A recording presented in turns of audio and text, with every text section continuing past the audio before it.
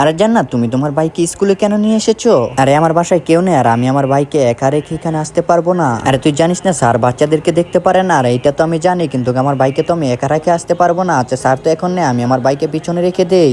সবাই নিজে নিজের কপি বের করো।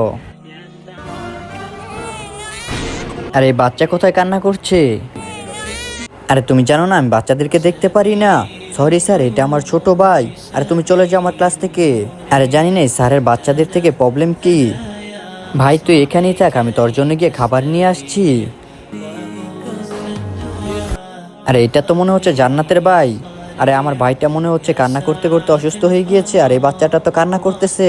বন্ধুরা তারপরে স্যার বাচ্চাটির সাথে যা করে তা দেখার আগে বন্ধুরা ইদানিং আমি দেখতে পাচ্ছি সবাই মেয়েদের নাচানাচির ভিডিওতে অনেক বেশি বেশি লাইক সাবস্ক্রাইব করে, কিন্তু মাকে ভালোবেসে কেউ ভিডিওতে লাইক সাবস্ক্রাইব করে না। আজকে যারা যারা মাকে ভালোবাসে তারা ভিডিওতে লাইক করে চ্যানেলটি সাবস্ক্রাইব করে দিন, আর কমেন্ট অবশ্যই আই লাভ ইউ মা লিখে যাবেন।